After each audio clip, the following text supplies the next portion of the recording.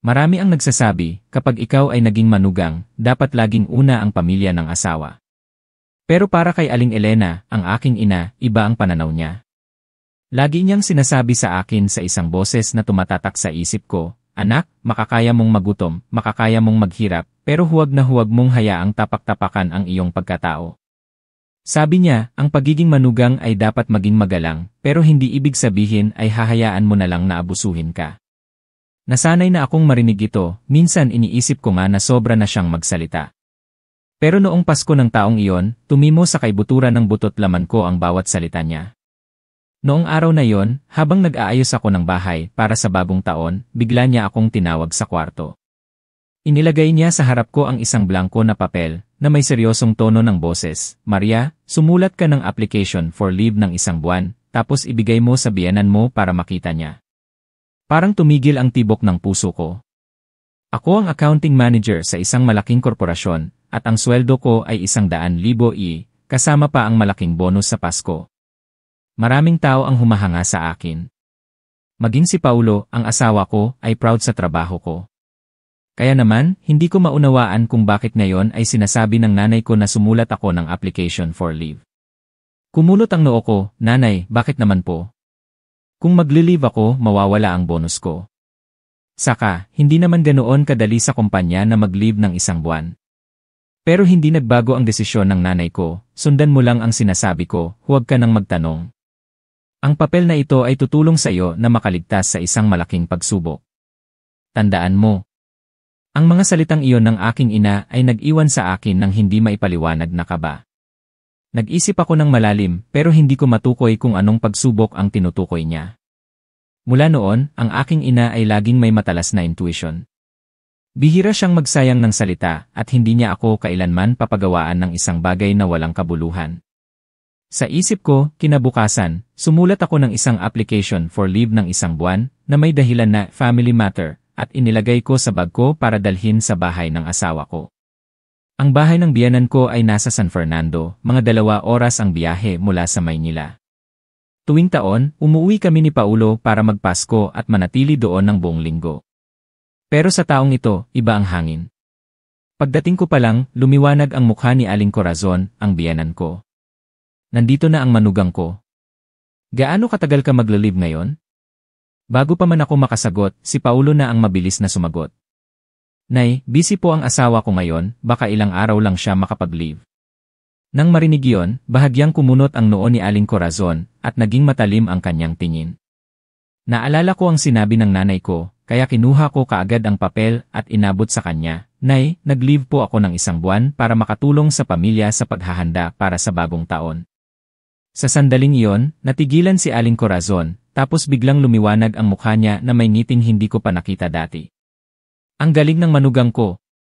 Sabi niya habang tumitingin sa asawa ko, "Kita mo na, Paulo. Sabi ko sa'yo. Ang manugang na marunong mag-isip para sa pamilya ng asawa ay dapat na ganito." Gumaan ang pakiramdam ko pero parang kinilabutan ako. Hindi ko maintindihan kung bakit, pero parang may kalkulasyon sa mata niya na nakakatakot. Naalala ko ang sinabi ng nanay ko, "Makakaligtas ka sa isang malaking pagsubok." Ano ba ang naligtas ko? Noong gabing iyon, kumain kaming lahat na magkasama.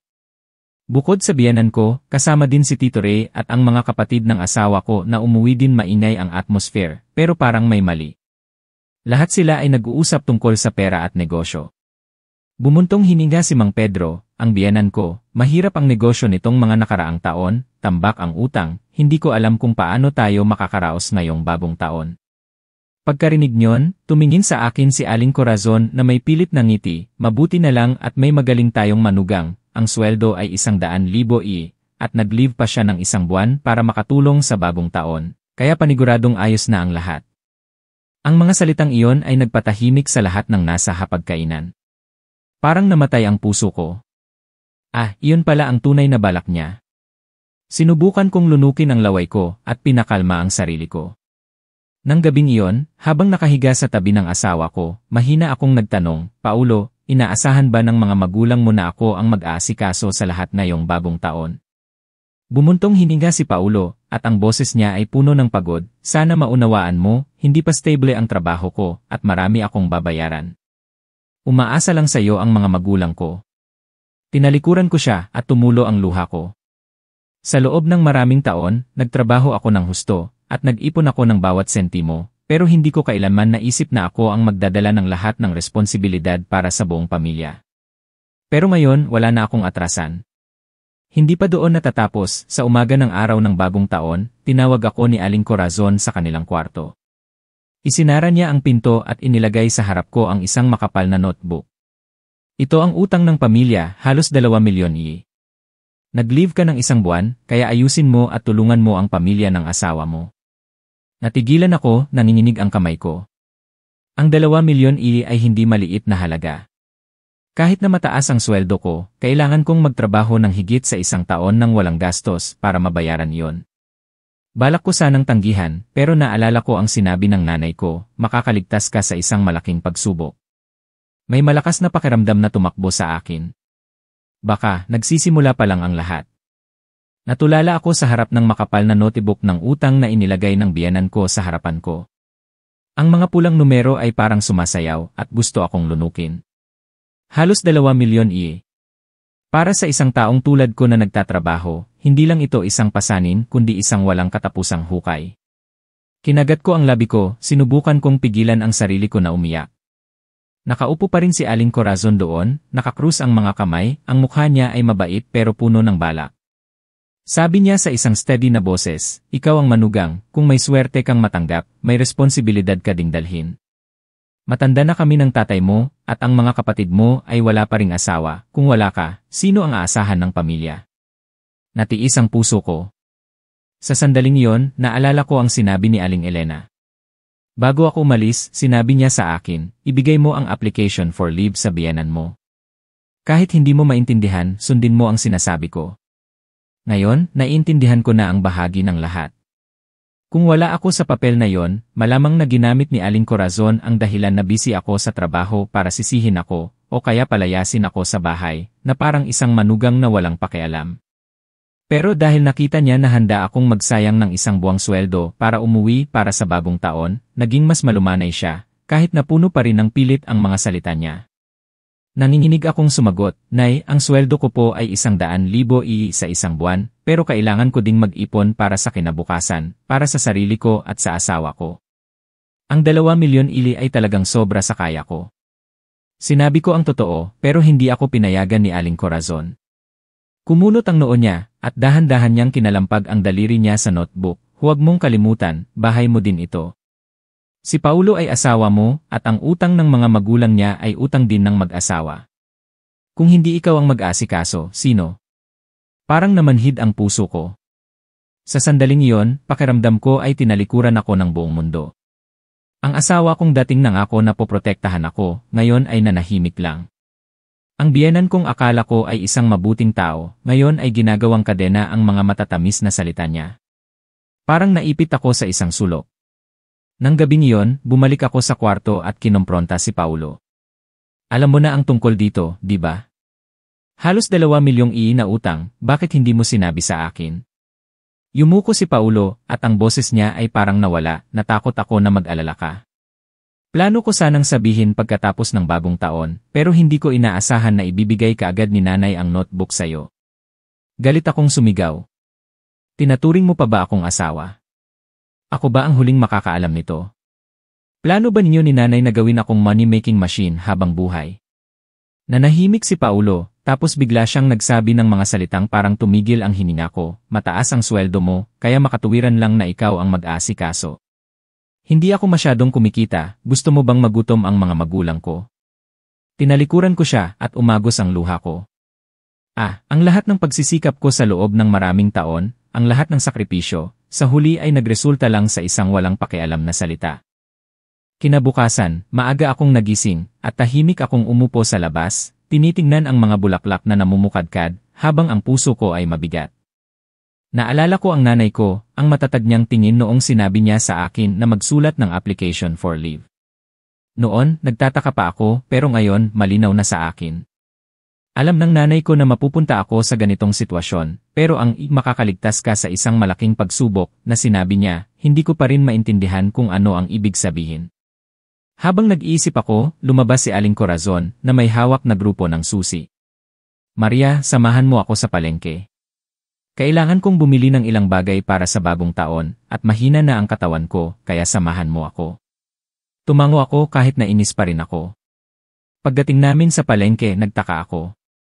Hindi bumili si Aling Corazon ng mga bulaklak o sweets tulad ng ibang tao, pero dumiretso siya sa isang gold at jewelry store. Itinuro niya ang isang makapal na kwintas at nagtanong ng presyo, tapos tumingin sa akin na may ngiti, "Manugang, ikaw na ang magbayad. Maraming utang ang pamilya natin, kaya kailangan nating magkaroon ng kaunting ipon. Wala na akong pera, umaasa lang ako sa'yo." Natigilan ako, bumilis ang tibok ng puso ko. Hindi ko kailanman nakita ang ambisyon niya ng kasing linaw ngayon.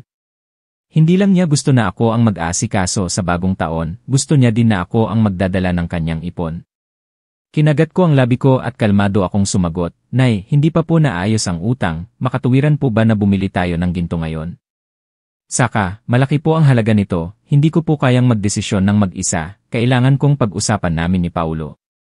Nang marinig iyon, nagbago ang mukha ni Aling Corazon, pero kaagad na bumalik sa pagiging malambing, "Huwag ka nang mag-alala, nakikinig si Paulo sa nanay niya, hindi mo na kailangang pag-usapan. Isipin mo na lang na ito ay isang dote na dinala mo sa pamilya para mas maging matatag." Ang mga salitang iyon ay parang kutsilyong tumusok sa puso ko. Sa paningin ng biyanan ko, ako ay parang isang mobile money bag, sinubukan kong maging kalmado at maghanap ng paraan para makatakas. "Nay, hindi ko po dinala ang card ko ngayon, baka bukas na lang." Sinenyasan ako ni Aling Corazon, tapos tumango siya, "Bukas na lang. Pero tandaan mo, umaasa ang pamilya sa'yo." Nang gabing iyon, pag-uwi namin, sinisisi ako ni Paulo, "Bakit hindi mo na lang sinunod si nanay para matapos na ang usapan? Pinapahirapan mo siya, baka isipin niya na selfish ka." Umiyak ako.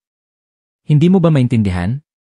Ang buong pamilya ay ginagawa akong wallet, at sinasabi mo na selfish ako." Nanahimik si Paulo at lumabas, at iniwan akong mag-isa sa dilim. Nang gabing iyon, napanaginipan ko ang nanay ko. Hinawakan niya ang kamay ko, at mahina siyang nagsabi, "Anak, ang application for leave na yon ay hindi lang para mapalapit sa biyenan mo, ito rin ay isang anting-anting na magliligtas sa'yo, maging matatag ka, at makikita mo ang liwanag." Nagising ako, at basa pa rin ang unan ko sa luha. Ang mga salita ng nanay ko ay tumimo sa puso ko. Sa mga sumunod na araw, ang atmosphere sa bahay ng asawa ko ay lalong naging mabigat. Sa bawat oras na kumakain kami, nag-uusap si Aling Corazon tungkol sa pera, sa utang, sa kinabukasan ng mga kapatid ng asawa ko.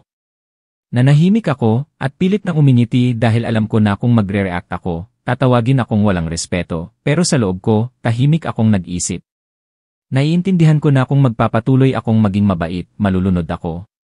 Sa sandaling akala ko ay maubusan na ako ng lakas, isang hindi inaasahang pangyayari ang naganap.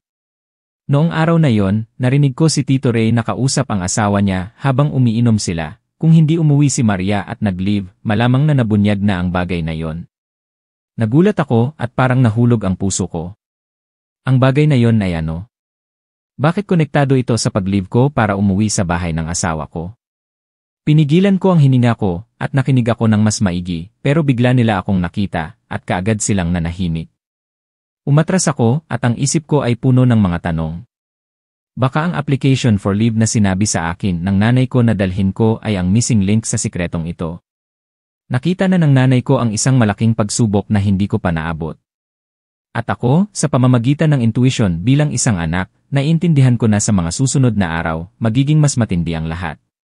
Tahimik akong umupo sa kwarto, at ang puso ko ay parang tinusok ng libu-libong karayom nang maalala ko ang hindi malinaw na sinabi ni Tito Ray. Kung hindi umuwi si Maria at nag-leave, malamang na nabunyag na ang bagay na yon. Sa huli, ano ang bagay na yon? Bakit ito konektado sa pag-leave ko ng isang buwan para umuwi para sa bagong taon? Ang mga salita ng nanay ko ay parang tunog ng kampana sa ulo ko, sundan mo lang ang sinabi ko, makakaligtas ka sa isang malaking pagsubok. Nang gabing iyon, hindi ako makatulog. Ang tunog ng paputok mula sa malayo ay nagpapaliwanag sa bagong taon's eve, pero ang puso ko ay puno lang ng kadiliman. Si Paulo ay nakahiga sa tabi ko, mahinang humihilik, at hindi niya alam ang mga alalahanin na dinadala ko. Malinaw kong nakita ang invisible na distansya sa pagitan namin na lalong lumalaki, isang distansya na hindi dahil sa pagkawala ng pagmamahal, kundi dahil ayaw na niyang sumama sa akin na harapin ang bagyo. Sa umaga ng ikalawang araw ng bagong taon, maaga akong nagising para maglinis ng mga dahon sa labas. Ang langit ay malinaw na asul, pero ang puso ko ay mabigat. Habang yumuyuko ako para maglinis ng mga dahon, narinig ko ang bulungan sa likod ko. Si Tito Ray at ang asawa niya pala. Akala nila ay hindi ko sila naririnig kaya nag-uusap pa rin sila, mabuti na lang at nag-leave si Maria ng 1 buwan para umuwi. Kaya sigurado si Aling Corazon na magtago ng sikreto. Kung nanatili siya sa Maynila, baka may makalabas na impormasyon tungkol sa lupa at sa titulo at patay tayong lahat. Nang marinig ko yon, nanginig ang kamay at paa ko. Titulo ng lupa. Sa likod ng mga pahiwatig tungkol sa utang, tungkol sa pag-asa sa akin na magdala ng responsibilidad, mayroong isang malaking sikreto na konektado sa lupa ng ninuno. Natigilan ako, nagkunwari akong nagwawalis pa rin para maging natural, pero ang puso ko ay mabilis na tumitibo. Nang umalis sina Tito Ray at ang asawa niya, saka lang ako umupo sa hagdan, at humihinal na parang galing ako sa malaking takbo. Naiintindihan ko na naabot ko na ang bahagi ng sikreto, pero hindi pa ito malinaw. Kaya kailangan kong maging maingat. Nang tanghalian, kumain kaming lahat na magkasama, maingay, at maraming alak at pagkain, pero nakita ko ang tingin ni Aling Corazon na panay tingin sa asawa ko, tapos sa akin na may pagdududa. Itinaas niya ang baso niya, at nagsalita sa isang tono na parang biro at seryoso, may magaling na manugang na tulad nito, hindi magtatagal at babangon ang pamilya natin. Naniniwala ako na hindi kailanman iwan ni Maria ang pamilya, di ba, anak? Pilit akong umiti, opo, bilang manugang, gagawin ko po ang lahat ng aking makakaya. Pero sa loob ko, nanlalamig ako. Alam ko na hindi lang siya nag-uusap tungkol sa pera, baka tinatakot niya ako, kung tatalikuran mo kami, manugang, mabubunyag ang sikreto. Nang hapon, habang ang lahat ay bumibisita sa mga kapitbahay, nagdahilan ako na masakit ang ulo ko para manatili sa bahay. Pasimple akong pumasok sa kwarto ng biyenan ko. Sa estante, nakakita ako ng isang maliit na drawer na bahagyang bukas. Sinabihan ako ng intuition ko na buksan yon. Sa loob, mayroong isang folder na nakatali. Ang puso ko ay mabilis na tumitibok at nanginginig akong binuksan ang folder. At sa harap ko, mayroong isang photocopy ng isang titulo ng lupa. Ang pangalan ng may-ari ay hindi si Mang Pedro, kundi isang hindi kilalang lalaki. Sa ibaba, may nakasulat, kontrata sa paglipat, hindi pa natatapos. Kinagat ko ang labi ko hanggang sa dumugo at lumamig ang pawis sa noo ko. Ang lupa na naiwan ng mga ninuno, ang lupa na kung saan ang buong pamilya ng asawa ko ay naninirahan sa loob ng mahabang panahon ay tahimik na inilipat sa ibang tao. Sa sandaling natigilan ako, narinig ko ang pagbukas ng pinto, at mabilis kong ibinalik ang folder, at sinara ang drawer, tapos nagkunwari akong naglilinis ng altar. Walang iba kundi ang biyenan ko ang pumasok. Ang tingin niya ay matalas, at ang tingin niya ay parang gusto akong tusukin. Manugang, anong ginagawa mo dito? Nagulat ako, sinubukan kong maging kalmado ang boses ko. Nakita ko po na maalikabok, kaya pinunasan ko po ang altar. Walang sinabi si Aling Corazon, umiti lang siya, tapos lumapit sa akin, at mahina siyang nagsabi, may ilang bagay sa bahay na ito na hindi dapat ginagalaw ng iba. Tandaan mo. Ang mga salita niya ay parang babala na nagpakilabot sa akin. Yumuko ako at hindi na nagsalita. Nang gabing iyon, hindi ako makatulog. Naiintindihan ko na dahil sa lupa na ito, ang buong pamilya ng asawa ko ay nababalot sa plano.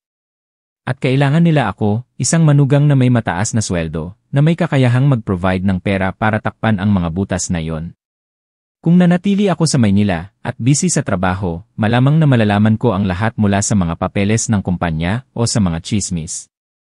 Pero dahil nag-leave ako ng 1 buwan, sigurado sila na natrap ako sa bahay, at wala akong pagkakataon na malaman ang katotohanan. Nakita na ng nanay ko ang lahat ng ito. Tahimik akong kinilabutan sa karunungan at intuition niya. Hindi lang niya ako sinagip mula sa pagiging isang manugang na walang pakialam, kundi binigyan niya ako ng pagkakataon na manatili at alamin ang lahat. Kinabukasan, kusang loob akong nagsabi sa asawa ko, Paulo, sa tingin ko, kailangan nating pag-usapan ang tungkol sa utang ng malinaw. Ang 2 milyong ay hindi maliit na halaga, hindi natin ito pwedeng iwanan na ganoon na lang. Ninerbiyos si Paulo, at umiwas siya sa tingin ko, hayaan mo na ako ang mag-asikaso, huwag ka nang magtanong. Sabi na ni nanay, maniwala ka lang sa kanya. Natiis ako. Mula kailan naging maniwala ka lang sa nanay ang sinasabi ng asawa ko? At ako, ang asawa niya, ang kasama niya sa lahat ng oras, parang isang outsider. Nanahimik ako, pero sa loob ko, nagdesisyon na ako, kung hindi ko alamin ang katotohanan, mananatili akong manika sa kamay nila. Nang hapong iyon, nagdahilan ako na pupunta ako sa palengke para bumili ng ilang bagay, pero sa totoo lang, pumunta ako sa bahay ng isang kapitbahay ng biyenan ko na malapit sa kanya. Siya si Aling Rosa, at siya ay mahigit 60 taong gulang, at madalas siyang bumisita at mag-usap. Nang makita niya ako, umiti siya ng mabait, "Ah, Maria, ikaw pala. Masaya ba ang bagong taon mo?" Pilit akong umiti, "Opo, okay naman po. Gusto ko po sanang magtanong kung mayroong bumibili ng lupa ng pamilya ng asawa ko kamakailan." Nang marinig iyon, bahagyang nagulat si Aling Rosa, tapos tumingin sa paligid at mahina siyang nagsabi, "Matalino ka magtanong." "Meron. Parang ilang buwan na ang nakalipas, may ilang lalaki na nakashini na sasakyan na dumating, at nag-usap sila ng mga magulang mo ng buong hapon. Sabi nila, ang lupa ng pamilya mo ay nasa magandang lokasyon, at ang halaga ay 20 milyon yen. Pero hindi ko alam kung bakit, nag-uusap lang sila at hindi pa naibebenta." Nagulat ako nang marinig iyon. Hindi lang pala utang ang pinag-uusapan, kundi pati na rin ang lupa na nagkakahalaga ng 10 milyong yen ay pinag-uusapan na. Nagpaalam ako kay Aling Rosa, at ang puso ko ay puno ng mga tanong. Pag-uwi ko, nakita ko si Aling Corazon na naghihintay na sa sala, na parang alam niya kung saan ako galing. Ngumiti siya at nagsabi, "Manugang, may ilang malalaking bagay sa bahay na ito na hindi mo dapat alam. Ang trabaho mo ay ang alagaan si Paulo at ang bagong taon. Iyon lang." Ang mga tingin niya ay parang isang lambat na humihigpit sa akin, pero tumingala ako at mumiti, "Opo, tandaan ko po ang sinabi niyo." Sa labas, nagpakita ako ng kabaitan, pero sa loob, kumukulo ako. Alam ko na hindi pa nabubunyag ang katotohanan, pero habang tinatago nila ito, lalo akong gustong alamin ang lahat. At naniniwala ako na kung susundan ko lang ang trail, malalaman ko ang pagsubok na sinabi ng nanay ko. Nang gabing iyon, mag-isa akong umupo sa labas at tinitingnan ang buwan. Hinigpitan ko ang mga kamay ko at sinabi sa sarili ko, "Hindi ako susuko, nanay. Aalamin ko ang katotohanan at makakalabas ako sa sitwasyong ito." Pero hindi ko alam, sa mga susunod na araw, isang hindi inaasahang pangyayari ang magaganap na magpapagulo sa buong pamilya ng asawa ko. At ako, na may application for leave sa kamay, ay magiging sentro ng atensyon na dapat silang mag-ingat. Sa umaga ng ikatlong araw ng bagong taon, habang hindi pa natatauhan ang lahat sa mga inuman, isang hindi inaasahang pangyayari ang naganap. Sa umaga, may malakas na kumatok sa pinto. Kinuha ko pa lang ang tiapot sa labas, nang makita ko ang 3 lalaki na nakasuot ng makapal na jacket, ang tingin nila ay maayos pero matalim. Sa gate, nagsalita ang isa sa kanila. "Excuse me, dito po ba nakatira si Mang Pedro?" Ang biyenan ko, si Mang Pedro, ay nakaupo sa loob at umiinom ng tsaa, at nagulat siya nang marinig ang pangalan niya. Tumayo siya at lumabas, at ang mukha niya ay nalilito. Mabilis na pumagit na si Aling Corazon, "Sino po kayo? Anong kailangan niyo sa bahay namin?" Ang lalaki na may hawak na notebook ay sumagot ng mabilis, "Kami po ay galing sa collection agency. Mang Pedro, may utang pa po kayong 600,000 na hindi pa nababayaran. Nandito po kami para paalalahanan kayo at kumuha ng ebidensya. Kung hindi po ito mababayaran pagkatapos ng bagong taon, magsasampa po kami ng kaso." Nang marinig iyon, natigilan ang lahat. Ako ay natulala, at ang mga kamag-anak na nakaupo at kumakain ng cake ay nagulat din. Namutla si Aling Corazon, at mabilis niyang hinila ang kamay ng asawa niya, "Tumabi ka na at kausapin mo sila sa likod. Baka marinig ng mga kapitbahay at mapahiya tayo." Pero huli na, ang mga usisero na kapitbahay ay nasa labas ng gate at nagbubulungan. Naramdaman ko na umiinit ang mukha ko, at mabigat ang puso ko. Ang utang na halos 2 milyon na ipinakita sa akin, ay hindi lang isang bagay na nakasulat sa notebook. Totoo ito, at ngayon ay may dumating na para maningil. Napansin ko na ang tingin ng mga lalaki ay panay sa akin. Tinitingnan nila ako na may pahiwatig. Siguro, narinig nila ang tungkol sa manugang na may mataas na sweldo, at naniniwala sila na ako ang magliligtas sa kanila. Nag-shiver ako. Ang application for leave na ibinigay ko ay ginawa akong sentro ng atensyon. Sa tingin nila ay may oras ako, may pera, at naninirahan sa bahay na ito, kaya hindi ako pwedeng tumakas. Pagkaalis ng grupo ng mga lalaki, ang atmosphere sa bahay ng asawa ko ay parang may mabigat na hamog. Nanahimik si Mang Pedro at nakasimangot ang mukha niya. Nagmamadali si Aling Corazon, naglilinis ng hapagkainan para matapos na ang usapan. Pero nakita ko na nanginginig ang mga kamay niya. Nang tanghalian, nang kami-kami na lang ang natira, bigla niya akong tinawag sa kanilang kwarto. Ang boses niya ay mahina pero matatag, "Maria, narinig mo na. Ang mga naniningil ng utang ay dumating sa bahay. Kung ito ay malalaman ng iba, mapapahiya ang buong pamilya. Maliit lang ang sweldo ni Paulo, at matanda na kami ng tatay niya, sino pa ang mayroon tayo kundi ikaw?" Natigilan ako at kinagat ko ang labi ko. Ang inis ay nasa lalamunan ko, pero sinubukan ko pa ring maging kalmado. "Nay, nagtatrabaho lang po ako, hindi ko po kayang mag-provide ng malaking halaga ng sabay-sabay. Saka, hindi po ito responsibilidad ko lang." Tiningnan ako ni Aling Corazon sa mata. Ang tingin niya ay matalas na parang kutsilyo. "May sweldo kang 100,000 sa isang buwan, at wala ka pang anak. Hahayaan mo ba na bumagsak ang pamilya ng asawa mo? Kung hindi ka tutulong, si Paulo din ay magkakaroon ng problema. Pag-isipan mo." Natulala ako. Sa sandaling iyon, naintindihan ko na ang lahat ng mabait na manugang inasalita niya ay isang pabalat lang. Sa totoo lang, tinatrato lang nila ako bilang isang money-making machine. Pero habang lalo akong pinipilit, lalong lumalaki ang apoy ng pagtutol sa loob ko. Naalala ko ang panaginip ko noong isang gabi. Ang nanay ko ay may hawak sa kamay ko at nagsasabi, "Maging matatag ka at makikita mo ang liwanag." Nang hapong iyon, nagdesisyon akong tawagan ang nanay ko. Pagkarinig pa lang niya sa boses ko, umiyak na ako, at sinabi ko sa kanya ang lahat ng nakita ko, ang utang, ang paglipat ng titulo ng lupa, ang mga naniningil ng utang na dumating. Nanahimik ang nanay ko sa loob ng mahabang panahon, tapos dahan-dahan siyang nagsabi, "Nahulaan ko na. Kaya pinilit kitang magsulat ng application for leave. Kung hindi mo iyon ginawa, gagamitin nila ang dahilan na wala kang pakialam para alisin ka sa picture, ibebenta nila ang lupa nang hindi ka pinapayagan, at ibibigay sa lahat ang responsibilidad kay Paulo. Kung mangyari iyon, mawawala ang reputasyon mo at magkakaroon ka pa ng utang na hindi sayo. Pero ngayon, dahil narito ka ng buong buwan, hindi ka nila pwedeng alisin sa picture. Ikaw ang witness at ang dahilan para maging maingat sila. Naiintindihan mo na ba?" Natulala ako. Kung wala ako, malamang na naibenta na ang lupa. Maririnig ko lang ang balita mula sa malayo. Kung mangyari iyon, wala na akong magagawa.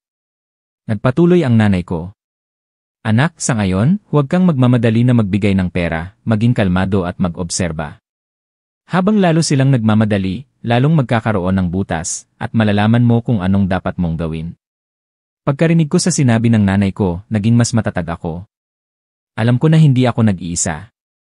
Nang gabing iyon, magkasama kaming lahat sa hapagkainan, pero iba ito sa atmosphere ng nakaraang mga araw. Tahimik ang lahat. Si Mang Pedro ay panay ang yosi at ang usok ay makapal. Si Paulo naman ay nakatingin lang sa pagkain, umiiwas sa tingin ko. Umupo ako doon, kumakain at tahimik na nag-obserba.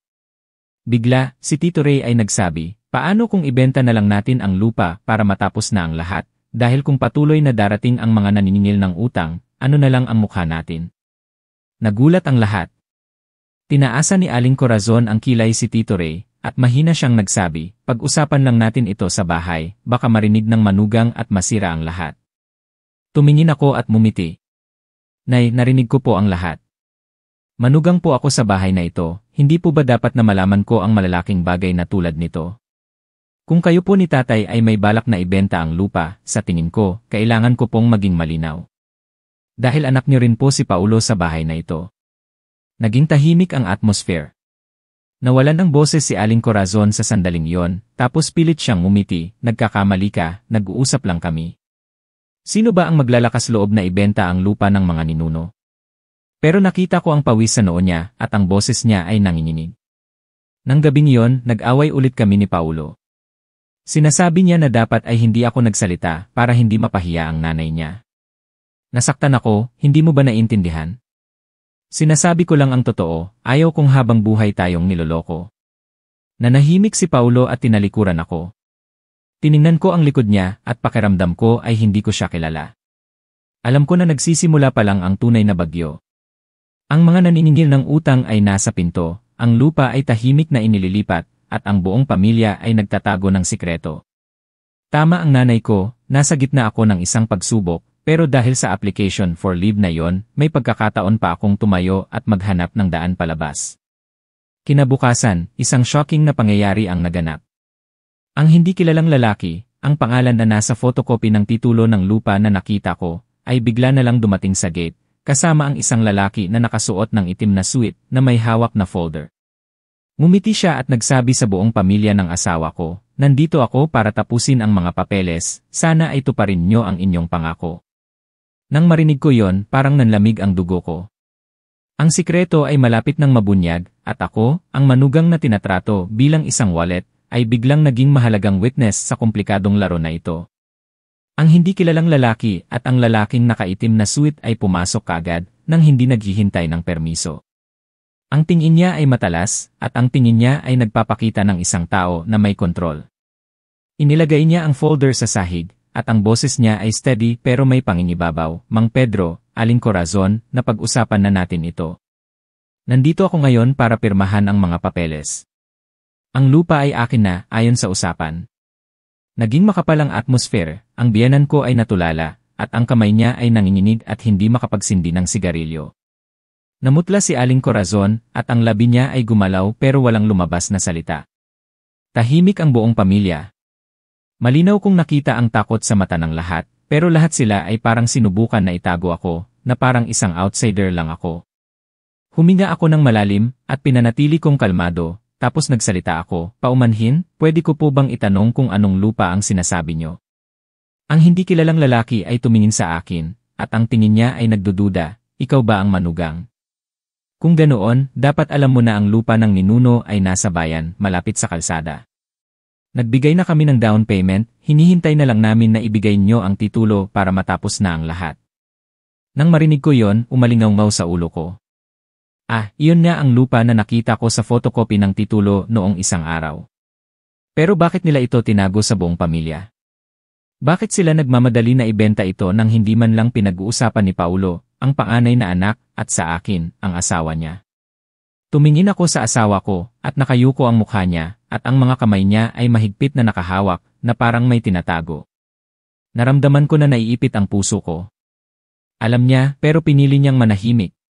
Binuksan ng lalaking nakaitim na suit ang folder, at kinuha niya ang mga papeles at inilagay sa mesa. Nakita ko ang key kontrata sa paglipat na nakasulat ng makapal, lalong gumulo ang isip ko. Ibinigay niya ang ballpen at nagsabi ng matatag, "Pirmahan na." Nagbigay na ako ng maraming konsiderasyon. Kung mag-aatubili pa kayo, hindi ko ibibigay ang natitirang pera at ang mga naunang utang ay hindi ko rin akuhin. Sinipat ako ni Aling Corazon, tapos sinubukan niyang umiti ng pilit, "Pag-usapan pa natin ito. Ngayon ay bagong taon, hindi magandang oras para pumirma." Sumimangot ang lalaki, "Wala akong oras para maghintay. Nagbigay na ako ng pera, at handa na ang mga papeles, anong inaantay niyo pa? Kung ayaw ninyong ibenta, ibalik niyo sa akin ang lahat ng down payment kasama ang interes. Kaya ba ng pamilya ninyo nabayaran?" Walang nagsalita. Ang atmosphere ay mabigat na parang gusto nitong pigilan ang hininga ko.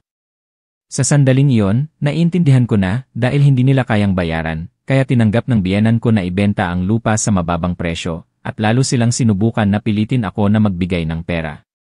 Pero hindi nila inaasahan na ang application for leave na yon ay nagpapanatili sa akin dito, at nagiging witness ako sa lahat.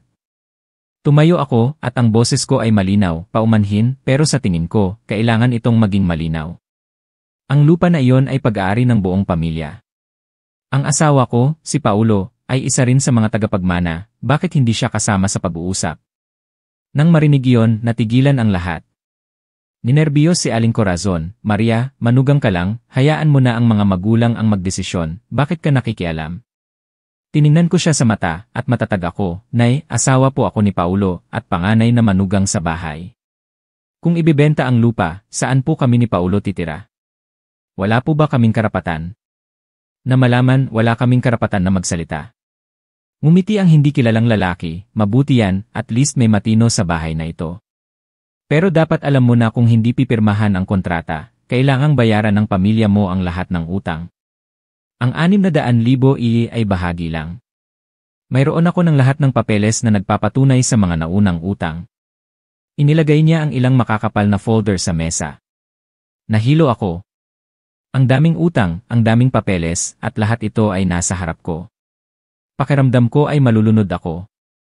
Pero sa sandaling iyon, naalala ko ang sinabi ng nanay ko, habang lalo silang nagmamadali, lalong magkakaroon ng butas. Huminga ako ng malalim, tapos kalmado akong nagsabi, kung mayroon po kayong papeles ng utang, hayaan niyo po kaming i-check.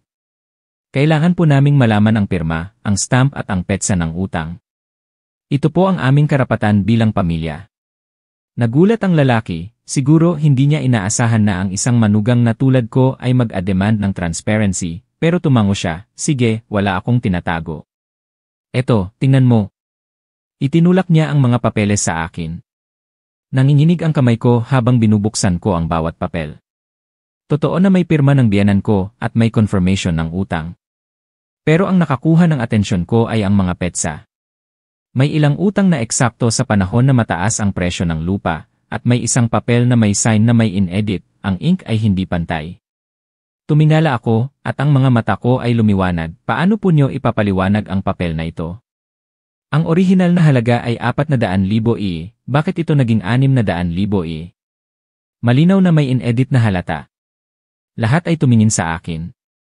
Bahagyang nagulat ang lalaki, tapos tumawa siya ng walang pakialam, anong pinagsasabi mo? Nagpapatakbo ako ng negosyo ng matino, walang ganitong nangyayari. Kalmado akong sumagot, kung sigurado po kayo, pumunta tayo sa istasyon ng pulisya para i-check ang pirma at ang ink. Sasagutin ng batas ang lahat. Naging tahimik ang atmosphere. Si Aling Corazon, Mang Pedro, at maging si Paulo ay tumingin sa akin ng gulat. Hindi nila inaasahan na magiging matapang ako. Ninerbiyos ang hindi kilalang lalaki, at nagbago ang mukha niya. Pagkatapos ng ilang sandali, sinabi niya, matapang ka, pero payo ko sa'yo, huwag kang magpapahirap.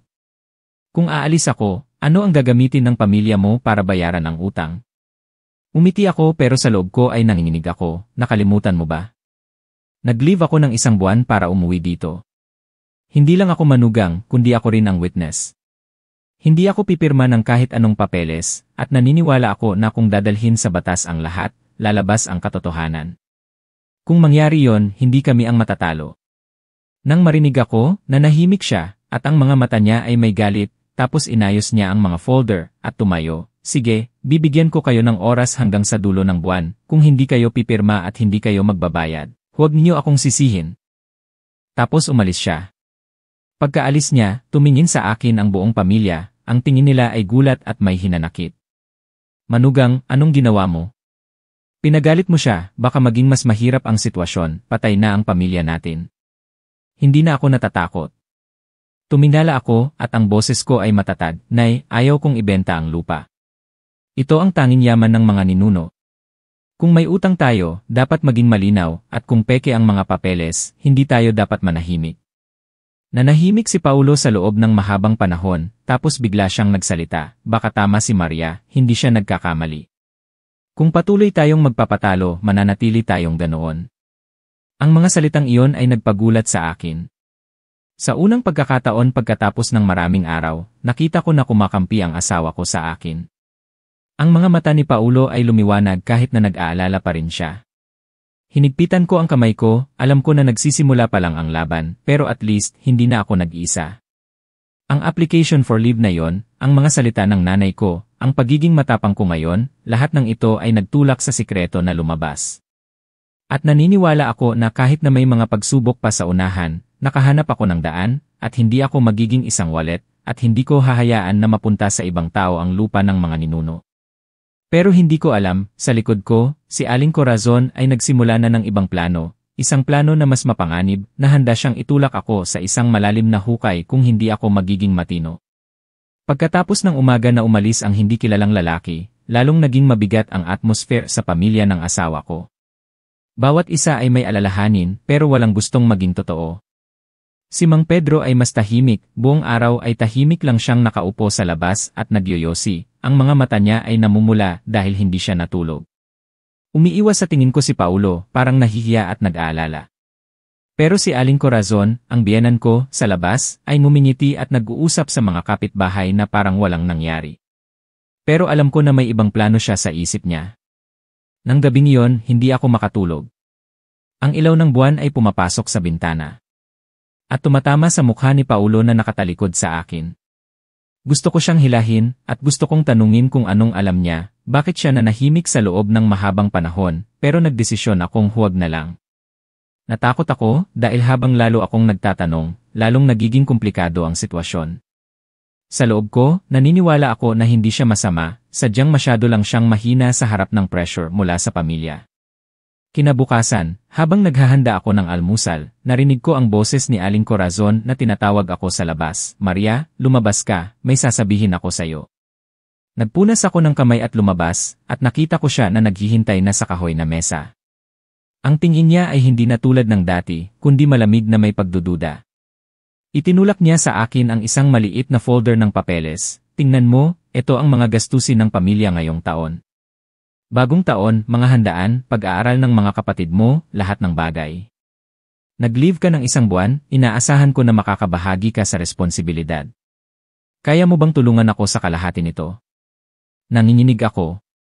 Ang mga numero ay nakalista ng makapal, at ang kabuuan ay halos 400,000 . Tuminala ako, at ang puso ko ay mabilis na tumibok. Nay, mataas po ang sweldo ko, pero kailangan ko rin po mag-ipon para sa kinabukasan. Paano ko po kakayanin kung ako lahat?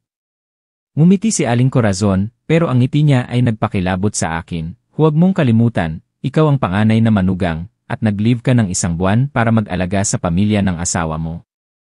Hindi lang iyon kabaitan, kundi responsibilidad din kung tatanggihan mo, anong iisipin ng mga kapitbahay at kamag-anak. Na ang panganay na manugang ay nagtatago lang ng pera para sa sarili niya. Natulala ako. Ang plano pala ni Aling Corazon ay gamitin ang opinyon ng tao para pilitin ako. Alam niya na pinapahalagahan ko ang dangal ko, at natatakot ako sa masamang reputasyon. Kinagat ko ang labi ko at sinubukan kong maging kalmado. Nay, hindi naman po ako tumatanggi. Pero sa tingin ko, dapat na pantay ang responsibilidad. Si Paulo din, bilang panganay na anak, ay dapat na sumama sa akin. Matanda na rin po ang mga kapatid niya, hindi po nila dapat naiasa sa akin ang lahat. Nang marinig iyon ni Aling Corazon, bumagsak ang mukha niya. Nanahimik siya sa loob ng ilang sandali, tapos mahina siyang nagsabi, Maria, alam ko na mabait ka, pero dapat mong maintindihan, sa bahay na ito, kung hindi ka tutulong, walang makakagawa nito. Naplano ko na ang lahat, asikasuhin mo ang pamilya ngayong taon, at isipin mo na lang na ito ay isang dote na ibinigay mo, at hindi ko kailanman kakalimutan ang tulong mo. Tuminala ako at tiningnan siya sa mata.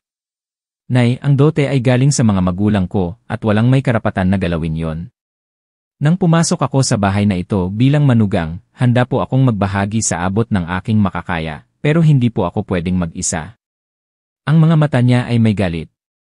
Ibinagsak niya ang kamay niya sa mesa, at ang boses niya ay galit, Manugang, matigas ang ulo mo, huwag mo akong sisihin kung gumawa ako ng isang bagay na ayaw mo. Ang mga salitang iyon ay parang isang babala na nagpakilabot sa akin. Yumuko ako at nanahimik, pero sa loob ko ay nag-aapoy ang pagtutol. Naiintindihan ko na may pinaplano ang biyenan ko para pilitin akong sumuko. Tulad ng inaasahan ko, ng gabing iyon, habang kumakain kami, biglang binanggit ni Aling Corazon ang tungkol sa pag-leave ko ng isang buwan. Pinupuri si Maria ng mga kapitbahay, sabi nila ay mahal niya ang pamilya ng asawa niya, nag-leave siya sa trabaho na may mataas na sweldo para tumulong. Sa probinsya, bihira lang makahanap ng ganitong manugang. Pilit akong ngumiti pero sa loob ko ay may hindi magandang pakiramdam. Tahimik niya akong sinisiraan sa labas, at kung tatanggihan kong tumulong, sasabihin ng mga tao na sinungaling ako, na mahal ko raw ang pamilya pero ang puso ko ay may balak. At tama nga, pagkatapos ng ilang araw, nang pumunta ako sa palengke para bumili ng gulay, narinig ko ang ilang kapitbahay na nagbubulungan. Narinig ko na ang manugang ni Aling Corazon na may 100,000 na sweldo sa isang buwan ay nag-leave ng isang buwan para mag-alaga sa pamilya ng asawa niya. Tunay na mabait na manugang. Pero kakaiba. Mataas ang sweldo niya, siguro sapat na siya lang ang mag-aasikaso sa bagong taon, hindi ko alam kung totoo ba ang intensyon niya o para lang may masabi ang iba. Narinig ko yon at uminit ang dugo ko. Malinaw na ito ay resulta ng plano ng biyenan ko. Matalino niyang siniraan ako at inilagay ako sa isang posisyon na kung hindi ako magbibigay ng pera, tatawagin akong walang galang at kuripot. Nang gabing iyon, mag-isa akong umupo sa labas at ang puso ko ay puno ng inis. Lumabas si Paulo at nang makita niya ako na umiiyak, bumuntong hininga siya at umupo sa tabi ko. Sana maunawaan mo, nahihirapan ang nanay. Maging mapagpasensya ka para magkaroon ng kapayapaan sa bahay. Tumingin ako sa asawa ko at nanginginig ang boses ko. Sinasabi mo na maging mapagpasensya ako, pero naiintindihan mo ba, kung patuloy akong magiging mapagpasensya, anong matitira sa akin? Hindi nila ako tinatrato bilang anak kundi bilang isang wallet. Hindi ako pwedeng mabuhay ng ganito habang buhay. Yumuko si Paulo at hindi sumagot. Nakita ko ang kawalan ng lakas niya at mas nasaktan ako kaysa sa mga pilit na salita ng biyenan ko. Sa mga sumunod na araw, hindi na nagsalita si Aling Corazon, pero naramdaman ko na naghihintay siya, naghihintay na hindi ko na kaya ang pressure ng opinyon ng tao at kusang loob akong magbibigay ng pera. Pero nagdesisyon ako, hindi ako magpapapilit. Sinimulan kong isulat ang lahat ng nakita ko, ang utang, ang kontrata ng paglipat ng lupa, ang mga banta ng hindi kilalang lalaki. Maingat ko itong itinago bilang isang sandata para protektahan ang sarili ko. Isang hapon, habang naglilinis ako sa kusina, bigla kong narinig si Aling Corazon na kausap ang telepono. Ang boses niya ay mahina pero matatag, huwag kang mag-alala, mabait siya, at panigurado ay magbibigay siya ng pera. Sinira ko na siya sa buong lugar, kaya kung hindi siya magbibigay, masisira ang reputasyon niya habang buhay. Mayroon pa akong isang paraan para hindi siya makatakas. Natulala ako. Naplano na pala niya ang lahat at may isang paraan pa na hindi ko alam. Isang takot ang gumapang sa puso ko, pero kinagat ko ang labi ko, at sinabi ko sa sarili ko, huwag kang susuko, kung hindi ka magiging matatag, mawawala ang lahat sa'yo. Nang gabing iyon, tinawagan ko ang nanay ko, at sinabi ko sa kanya ang lahat ng narinig ko. Nanahimik ang nanay ko sa loob ng mahabang panahon, tapos nagsalita siya sa isang boses na malambing at matatag, anak, kalahati na ng daan ang nilakbay mo, magpatuloy ka sa pag-oobserba. Habang lalo siyang nagpaplano, lalong magkakaroon ng butas. Ang ibang paraan niya ay magpapakita rin. Sa oras na yon, kailangan mong maging matino para maiba mo ang sitwasyon. Hinawakan ko ng mahigpit ang telepono, at nang marinig ko ang boses ng nanay ko, naging matatag ako. Alam ko na haharapin ko ang isang bagong atake mula sa biyenan ko, pero ngayon, hindi lang ako magiging defensive, handa na akong sumagot para protektahan ang dignidad ko at ang hustisya para sa sarili ko. At tulad ng inaasahan ko, pagkatapos ng ilang araw, ang ibang plano ni Aling Corazon ay nagsimulang magpakita, isang masamang plano na direktang tumama sa pinakamahinang punto ko at ni Paulo para pilitin akong sumuko. Naalala ko ng malinaw ang umaga ng ika-6 na araw ng bagong taon, malamig ang hangin at makapal ang hamog sa labas, pero mayroon akong hindi magandang pakiramdam. Nang nakaraang gabi, nang narinig ko ang biyenan ko na kausap ang telepono, alam ko na may bagong plano siyang ilalabas sa akin. Sinabi ko sa sarili ko na maging kalmado, pero nanginginig pa rin ang kamay ko habang naglilinis ako ng mga kaldero sa kusina. Mga 9:00, si Aling Corazon ay nakasuot ng maayos, may dala siyang tray ng anga, at pinapunta niya ang lahat sa sala para maghanda sa pagtanggap ng bisita. Nagulat ako, anong klaseng bisita ang dapat natanggapin ng ganito ka-formal? Pagkatapos ng ilang sandali, may tunog ng motor, tapos pumasok ang isang babae. Siya ay nasa 40, mukhang naghirap, at may kasama siyang batang lalaki na mga 7 o 8 taong gulang. Nang makita ko siya, naramdaman ko na nanlamig ang likod ko. Hindi siya estranghero, siya si Ate Lani, ang pinsan ni Paulo sa pamilya ng nanay niya. Nakita ko siya ng ilang beses sa mga family gatherings. Masaya si Aling Corazon na sinalubong siya, Lani, ikaw ba yan? Pasok ka, iha. Swerte ng pamilya namin. Nagulat ako. Anong swerte? Bago ko pa maintindihan, hinila niya si Lani sa loob, pinaupo ang bata sa gitna, tapos nag-declare siya, mula ngayon, ang batang ito ay titira sa bahay natin. Maria, nag-leave ka ng buong buwan, mataas ang sweldo mo at wala ka pang anak. Kaya alagaan mo siya na parang sarili mong anak. Kapag kaya mong alagaan ang apo ko, magiging karapat-dapat ka na maging panganay na manugang. Ang mga salitang iyon ay parang kutsilyong tumusok sa akin. Nagulat ako, hindi ako makapaniwala sa narinig ko. Nanginginig akong nagtanong, Nay, anong sinasabi niyo? Hindi ko po ito anak. Walang pakialam na nagsabi si Aling Corazon, nahihirapan siya, iniwan siya ng asawa niya, at mag-isa niyang pinalaki ang anak niya. Marami tayo sa bahay, at wala kang ginagawa, at mataas ang sweldo mo. Kaya hindi ba makatuwiran?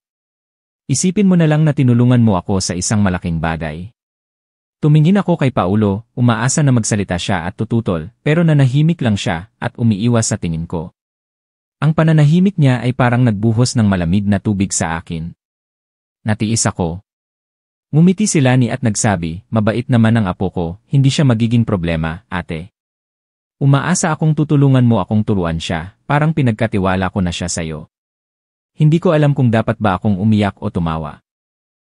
Ito pala ang ibang plano ng biyenan ko, pinipilit niya ako na mag-alaga ng isang bata na hindi ko anak para itali ako habang buhay. Kapag tinanggap ko, ang dangal ko, ang opinyon ng tao, ang moralidad ay gagawin akong hindi makatanggi. Nanginginig akong sumagot, nay sa tingin ko, kailangan itong pag-usapan. Ang pagpapalaki ng bata ay hindi madali, at konektado ito sa kinabukasan ng bata. Hindi ko po kayang magdesisyon ng mabilis. Sumimangot si Aling Corazon, at ang boses niya ay matalas na parang kutsilyo, Maria, huwag kang maging selfish, hindi ba nag-leave ka para alagaan ang pamilya? Anak din siya, kung tatanggihan mo, tatawanan tayo ng mga tao sa labas. May panganay na manugang tayo pero walang pakialam, kaya mo bang tiisin yon? Sumakit ang puso ko.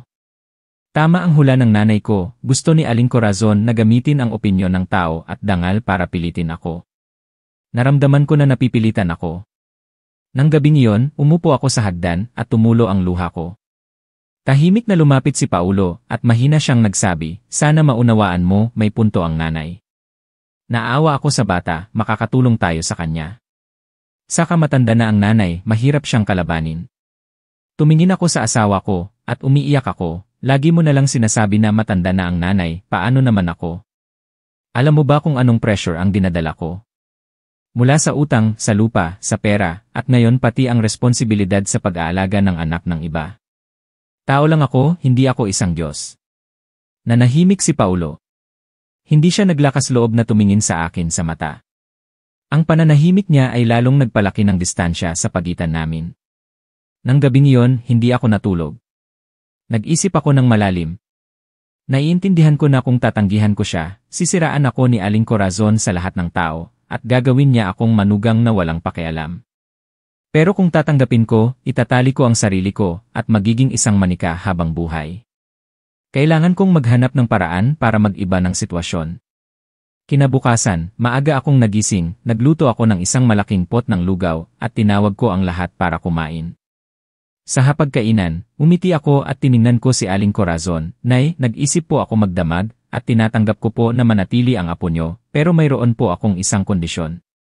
Nagulat si Aling Corazon at ang buong pamilya. Nagpatuloy ako, ang boses ko ay dahan-dahan, kung ako po ang mag-aalaga sa apo nyo, lahat ng bagay sa bahay ay dapat na maging malinaw. Ang utang, ang kontrata ng lupa, lahat ay dapat na makita namin ni Paulo.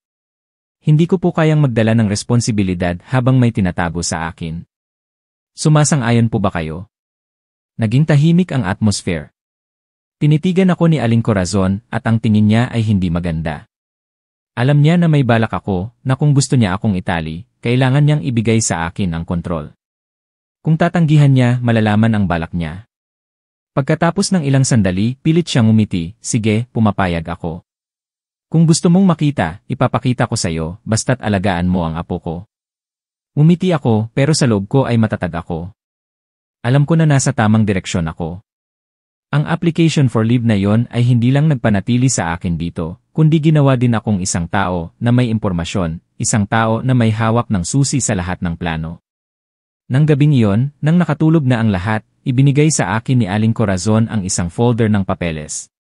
Binuksan ko at kaagad kong nakita na may ilang bagay na kakaiba.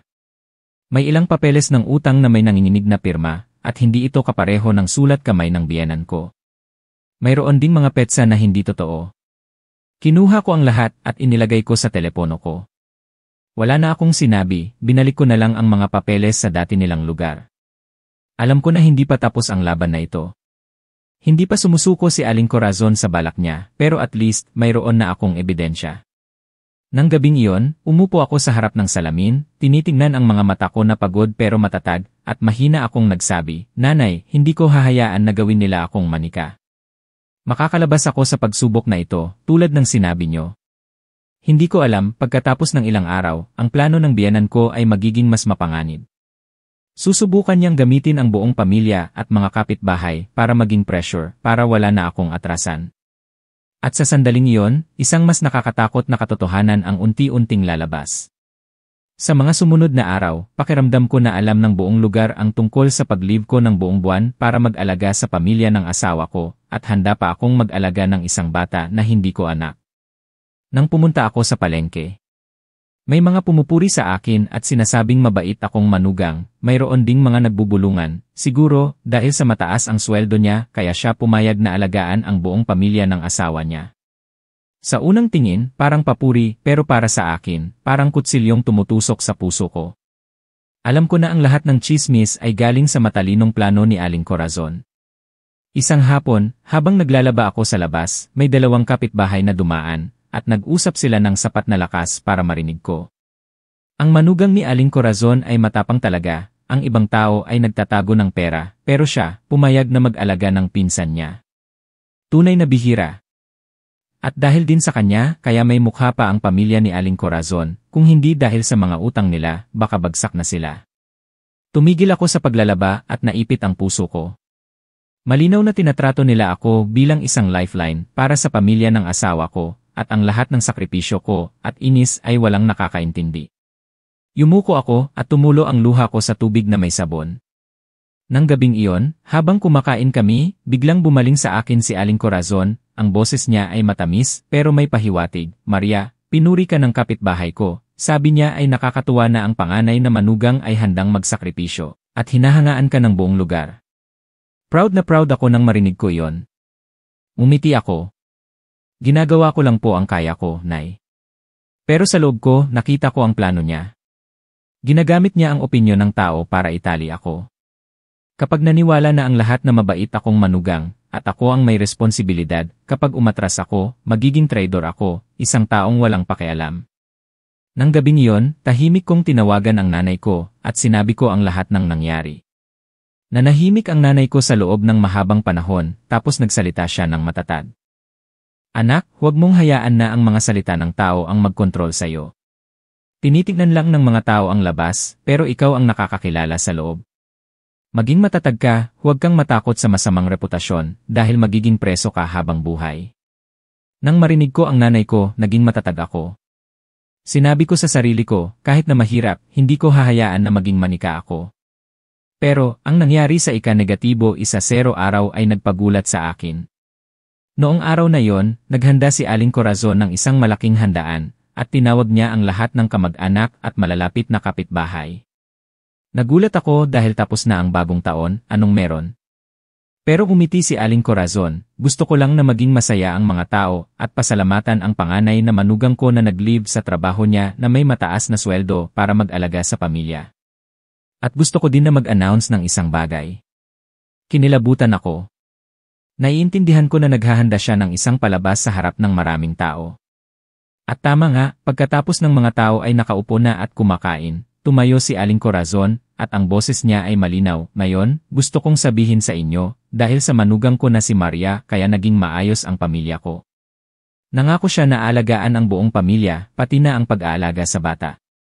Ang apo ni Lani ay ituturing na ngayon na anak ni Maria at Paulo, kayo ang maging witness ko." Nag-ingay ang lahat, at ang lahat ay tumango at pinupuri ako. Mayroon ding mga tumapik sa balikat ko, tunay na swerte ng pamilya na ito. Kung may manugang na tulad nito, makikinabang ang buong pamilya. Natulala ako. Hindi ko kailanman sinang-ayunan yon. Sabi ko lang na pansamantala kong aalagaan ang bata, pero may kondisyon na magiging malinaw ang lahat. Pero ngayon, ginawa ito ni Aling Corazon na isang solemn promise sa harap ng maraming kapitbahay. Napatulala ako, gusto kong tumutol, pero ang mga tingin ng lahat ay nasa akin, ang tingin nila ay puno ng pag-asa at papuri. Kung tututol ako, kaagad akong magiging sinungaling, isang taong walang pakialam. Nanginginig akong tumayo, at tumingin ako sa dose-dosenang mga mata na nag-aantay. Nilunok ko ang laway ko, pakiramdam ko ay may lubid na nakatali sa leg ko. Sa ulo ko, narinig ko ang nanay ko, huwag kang matakot sa opinyon ng tao, maging matatag ka. Huminga ako ng malalim, tapos nagsalita ako, Nay, gusto ko pong maging malinaw, hindi po ako kailanman nangako na alagaan ko ang buong pamilya, at hindi rin po ako nangako na ituturing ko ang apo nyo na parang sarili kong anak. Sabi ko lang po na tutulong ako pansamantala, na may kondisyon na magiging malinaw ang lahat. Sa tingin ko, ang mahalagang bagay na tulad nito ay hindi pwedeng sabihin lang, at hindi pwedeng ipilit. Naging tahimik ang lahat. Nakita ko na nagbago ang mukha ni Aling Corazon, ang mukha niya ay namumula sa galit. Anak manugang, paano ka naglakas loob na labagin ang sinasabi ko sa harap ng kamag-anak? Gusto mo ba akong ipahiya? Tiningnan ko siya sa mata, at kalmado akong sumagot, Nay, ayaw ko po sanang makipag-away, pero hindi ko po pwedeng tanggapin ang responsibilidad na hindi sa akin. Manugang po ako, tutulong po ako sa abot ng aking makakaya, pero hindi po ako pwedeng mag-isa. Kung may mag-isip po na masama sa akin, wala na po akong magagawa. Hindi po ako pwedeng mamuhay ng sinungaling para lang mapaligaya ang ibang tao. Ang ilang kamag-anak ay nagsimulang magbulungan, ang ilan ay hindi natuwa, ang ilan ay tumango, tama ang sinabi ng manugang, ang malalaking bagay ay dapat na pag-usapan ng maayos. Naging magulo ang atmosphere. Galit na galit si Aling Corazon, pero hindi na siya nagsalita, tahimik na lang siyang pumasok sa loob. Alam ko na mula sa sandaling iyon, tinatrato na niya ako na parang isang tinik sa mata. Nang gabing iyon, nang umalis na ang lahat, tinawag niya ako sa kanyang kwarto. Nang masara ang pinto, tinanggal niya ang kanyang pagiging mabait, at ang mukha niya ay naging malamig, pinahiya mo ako sa harap ng lahat. Kung ganoon katigas ang ulo mo, huwag mo akong sisihin. Ipapakita ko sa iyo na sa bahay na ito, manugang ka lang, hindi ka may-ari. Nanginginig ako pero tiningnan ko pa rin siya sa mata. Nay, nirerespeto ko po kayo, pero mayroon din akong dangal, at hindi ko hahayaan na may kukuha sa dangal ko para itali ako. Ngumiti siya, ang boses niya ay matalas, dangal. Sa tingin mo ba ay pwedeng pakainin ng dangal ang pamilyang ito? Tingnan natin kung kaya mo pa ring tumayo kapag tinalikuran ka ng lahat. Lumabas ako sa kwarto, at ang puso ko ay mabilis na tumitibok. Naiintindihan ko na nagsisimula pa lang ang tunay na laban. Hindi susuko si Aling Corazon. Susubukan niyang gawin akong isang may kasalanan sa harap ng publiko para pilitin akong sumuko. Pero matatag na ang isip ko, hindi ako atras. Nang gabing iyon, sinimulan kong isulat ang bawat pangyayari, bawat salita, bawat tingin. Alam ko na darating ang panahon na kakailanganin ko ang mga ebidensya na ito. At naniniwala ako na hindi pwedeng itago ang katotohanan habang buhay. Hindi ko inaasahan, pagkatapos ng ilang araw, isang shocking na katotohanan ang nabunyag. Ang katotohanan ay hindi lang tungkol sa utang at lupa, kundi pati na rin sa posisyon ko sa bahay na ito. Pagkatapos ng party na sinadya ng biyenan ko na i-announce sa harap ng kamag-anak, naging tense ang pamilya. Alam ko na mula sa sandaling tumayo ako at tumutol, tinatrato na ako ni Aling Corazon na parang tinik sa mata. Hindi na siya nagpapanggap na mabait, kundi malamig at may balak. Maingat akong nag-obserba sa bawat galaw niya dahil may pakiramdam ako na hindi siya hihinto. At biglang lumabas ang shocking na katotohanan na hindi ko kailanman inaasahan. Nang tanghali, habang naglalaba ako sa likod ng bahay, narinig ko ang dalawang babae na kamag-anak na nag-uusap sa gate. Mahina ang boses ng isa, narinig ko na si Maria, akala niya na siya ang panganay na manugang, pero sa totoo lang, hindi siya tinatrato bilang isang tunay na manugang. Anong ibig mong sabihin? Nang ikasal siya, nagmamadali ang pamilya ng asawa niya at walang seremonya, mayroon daw problema sa marriage certificate, kaya hanggang ngayon, ang pangalan niya ay wala pa sa family records. Natulala ako, naging bingi ako, at mabilis na tumibok ang puso ko. Pakiramdam ko ay gumuho ang lupa sa ilalim ng paa ko. Magkasama kami ni Paulo sa loob ng maraming taon, at ngayon ko lang nalaman na sa mga papeles, hindi pa ako opisyal na manugang. Iniwan ko ang labada at tumakbo ako sa loob. Nakahiga si Paulo sa kama at naglalaro ng telepono. Lumapit ako sa kanya at hinigpitan ko ang kamay niya, sabihin mo sa akin kung anong nangyari sa marriage certificate natin. Narinig ko na sinasabi ng mga tao na hindi pa ako opisyal na nakarehistro. Nagulat si Paulo at namutla ang mukha niya. Pagkatapos ng ilang sandali, nanginginig siyang nagsabi. Plano ko sanang sabihin sa'yo. Nang ikasal tayo, nagmamadali ang mga magulang ko para makatipid, kaya nagseremonya lang tayo, hindi pa tayo nakarehistro. Plano namin na gawin ito pagkatapos, pero dahil sa maraming bagay, hindi pa namin nagagawa. Nagulat ako. Nanginginig ako, at tumulo ang luha ko, alam mo ba? Ibig sabihin, hindi pa ako legal na asawa mo. Sa loob ng maraming taon, namuhay ako kasama ka, nag-alala para sa pamilya na ito, at tiniis ko ang lahat ng kahihiyan, at sa huli, isang outsider lang ako. Niyakap ni Paulo ang ulo niya at nanahimik. Ang pananahimik niya ay parang kutsilyong tumutusok sa puso ko. Nang hapong iyon, kinumpronta ko ang biyenan ko.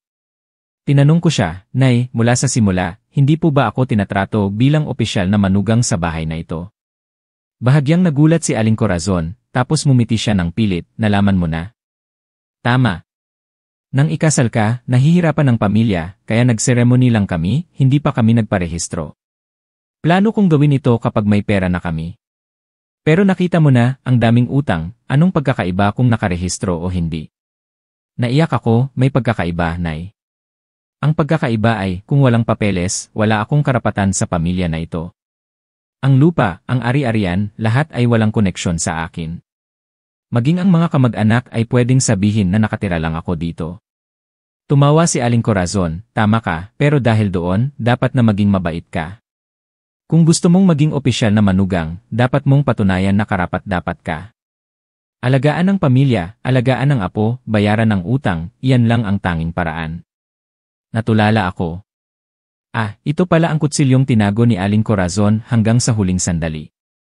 Alam niya na sa mga papeles, hindi ako opisyal na manugang.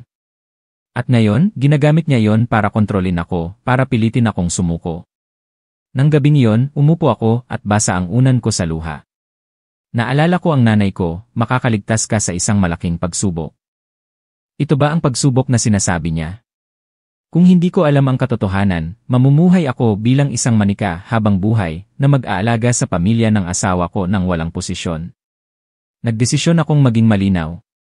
Kinabukasan, pumunta ako sa munisipyo at pumunta ako sa opisina ng Civil Registry. Nagtanong ako tungkol sa marriage record namin ni Paulo. Tiningnan ng officer ang records at umiling, wala ang pangalan. Hindi pa naisumite ang application na ito. Nang marinig ko yon, pakiramdam ko ay may pumigil sa hininga ko, pero sa parehong oras, may lakas na nagising sa loob ko. Alam ko na kailangan kong magbago, kailangan kong bawiin ang dangal ko at ang hustisya. Pag-uwi ko, kinumpronta ko si Paulo ulit. Inilagay ko sa harap niya ang confirmation paper mula sa opisina ng Civil Registry, tingnan mo, ito ang katotohanan. Tinatanong kita sa huling pagkakataon, tinatrato mo pa ba akong asawa? Kung bukas, sasama ka sa akin para magparehistro. Kung mananahimik ka, ibig sabihin ay ginagamit lang ako sa loob ng maraming taon. Tiningnan ako ni Paulo at ang mga mata niya ay nalilito. Nanginginig siyang hinawakan ang kamay ko, tinatrato kitang asawa, natakot lang ako na tututol si nanay, kaya hindi ako naglakas loob na gawin. Pero kung gusto mo, sasama ako sa'yo. Tiningnan ko siya sa mata, sinubukan kong hanapin ang katotohanan. Sa unang pagkakataon, nakita ko na takot siyang mawala ako. Pero pagkalabas ko pa lang, nakita ko ang tingin ni Aling Corazon. Nakatayo siya doon, at ang tingin niya ay matalas na parang kutsilyo. Dahan-dahan siyang nagsalita, at bawat salita ay mabigat, manugang, sa tingin mo ba ay madali? Kung gusto mong magkaroon ng dangal, kailangan mong magkaroon ng pahintulot mula sa pamilya, kung hindi, huwag mo nang pangarapin. Tuminala ako, ang boses ko ay matatag, Nay, nagtiis po ako ng sobra, pero ang dangal na ito ay kukunin ko, hindi ko kailangan na ibigay ng sinuman. Nang gabing iyon, tinawagan ko ulit ang nanay ko at sinabi ko ang lahat ng katotohanan. Nanahimik ang nanay ko sa loob ng mahabang panahon, tapos nagsalita siya ng matatag, Anak, nasa tamang direksyon ka, ngayon ay maging matatag ka lang. Walang may karapatan na alisin ang dangal mo, pero para makatakas ka sa pagsubok, kailangan mong ibunyag ang lahat ng plano. Ang lupa, ang utang, ang bata, lahat ay konektado, kailangan mong hanapin ang link. Nang marinig ko ang nanay ko, isinulat ko ang lahat. Inayos ko ang mga pangyayari, ang lupa na tahimik na inilipat, ang tambak na utang, ang opinyon ng tao na ginagamit, at ngayon, ang dangal ko na nakabitin. Ang lahat ay isang link sa isang mas malaking plano ng biyenan ko. Ipinangako ko sa sarili ko na kahit na mahirap, ibubunyag ko ang lahat.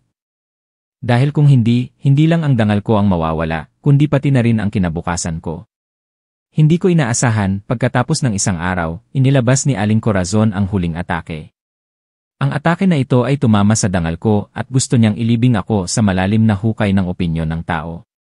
At sa sandaling iyon, isang mas nakakatakot na sikreto ang nabunyag sa harap ng buong pamilya.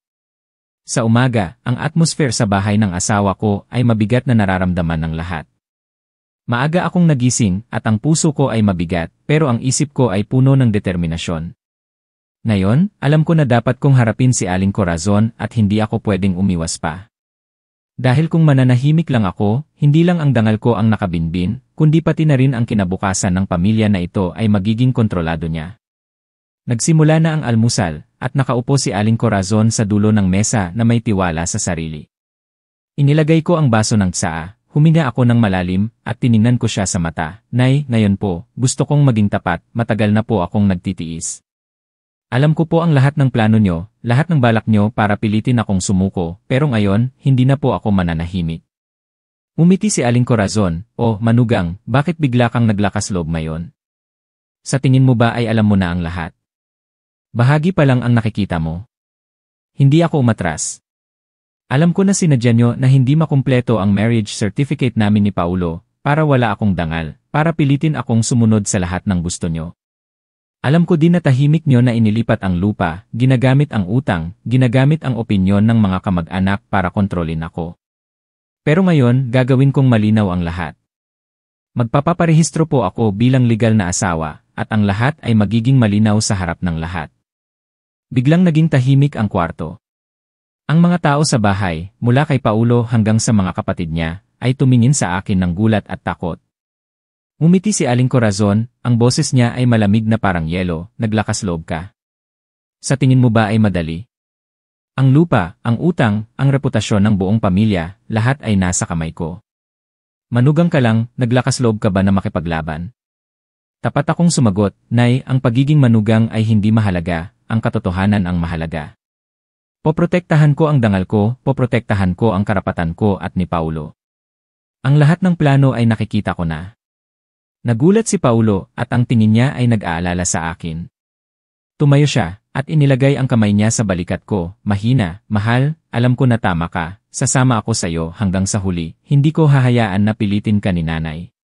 Tiningnan ko siya at naramdaman ko ang init na kumakalat sa akin. Hindi ko kailanman naramdaman na ganoon kadesidido. Alam ko na ngayon na kailangan kong gawing malinaw ang lahat bago maging huli ang lahat. Walang ibang magagawa si Aling Corazon. Bumaba ang boses niya na parang nagbabanta. "Kung gusto mo, subukan mo, pero dapat mong malaman, ang pinakamalaking sikreto na tinatago ko ay magugulat ka.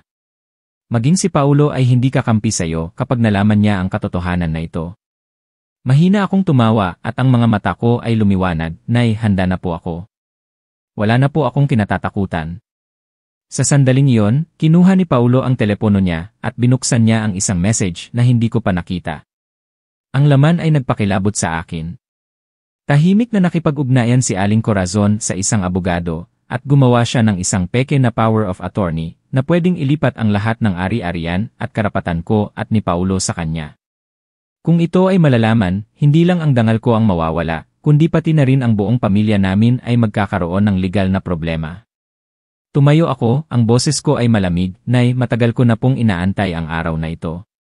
Kung gusto nyo, dalhin natin ang lahat sa korte para lumabas ang katotohanan. Hindi ko na po hahayaan na kontrolin nyo ako.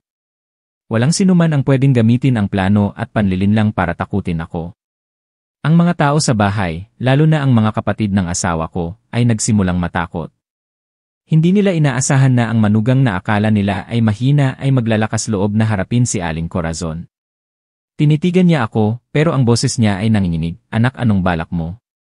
Magpapaparehistro po ako bilang legal na asawa ngayon. Gagawin ko pong malinaw ang lahat ng ari-arian, lahat ng utang, lahat ng karapatan. Makakalabas ako sa lahat ng plano na ginawa nyo.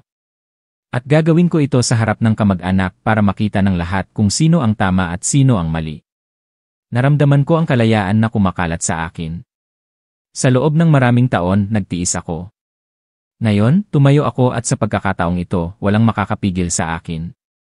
Tiningnan ako ni Paulo at ang mga mata niya ay may pagmamalaki. "Ang tapang mo. Nangangako ako na sasama ako sa iyo hanggang sa huli, gagawin nating malinaw ang lahat. Magkasama kaming naghanda ng mga papeles at pumunta kami sa opisina ng Civil Registry. Tiningnan kami ng opisyal at nagsabi, kung kumpleto ang mga papeles nyo, gagawin namin ang proseso ngayon. Ito ay legal na karapatan nyo at irerehistro namin ang lahat ng impormasyon ayon sa batas. Sa sandaling ito, naramdaman ko na bumalik sa normal ang tibok ng puso ko. Lahat ng taon ng pagtitiis, lahat ng inis, lahat ng takot sa plano ng biyenan ko. Ang lahat ay pinalitan ng transparency, ng dangal na karapat-dapat ako. Pero hindi pa tapos ang laban. Pag-uwi namin sa bahay ng asawa ko, nakatayo si Aling Corazon sa harap ng gate, at ang tingin niya ay matalas. Sa tingin mo ba ay tapos na? Magbabayad ka para sa pagmamataas na ito. Inihanda ko na ang lahat para hindi ka makatayo, pero bahagi pa lang ang nakikita mo, hindi pa ang buong plano. Lumapit ako at ang boses ko ay matatag, Nay, ang lahat ng plano nyo ay mabubunyag. Mayroon na akong ebidensya, may suporta ako mula sa batas, at may transparency ako sa harap ng kamag-anak. Sa pagkakataong ito, makakalabas ako sa lahat ng pagsubok na gusto nyo sa akin. Nagulat si Aling Corazon, at yumuko siya ng bahagya, na parang na-realize niya na sa pagkakataong ito, nakaharap siya sa isang kalaban na hindi niya pwedeng kontrolin. Nakatayo ako doon at gumaan ang pakiramdam ko. Sa huli, pagkatapos ng maraming taon ng pagtitiis, pagkatapos ng maraming alalahanin, sinimulan kong makalabas sa pagsubok na sinabi ng nanay ko na iwasan ko. Alam ko na mayroon pang maraming pagsubok sa unahan, ang pagprotekta sa dangal ko, ang pagharap sa susunod na plano. Pero sa pagkakataong ito, hindi na ako nag-iisa. Nandyan si Paulo, ang nanay ko, at higit sa lahat, may sarili akong lakas at determinasyon. Nang gabing iyon, mag-isa akong umupo sa kwarto, at ipinikit ko ang mga mata ko, at naramdaman ko ang kalayaan sa unang pagkakataon pagkatapos ng maraming taon. Bawat hakbang na ginawa ko ngayon, mula sa pagharap sa katotohanan hanggang sa pagpaparehistro ng kasal, ay patunay na ang isang tao ay pwedeng makalabas sa pagsubok kung siya ay matapang at matyaga.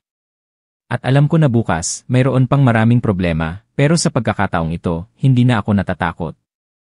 Natuto na akong tumayo, harapin ang lahat ng plano at bawiin ang karapatan ko.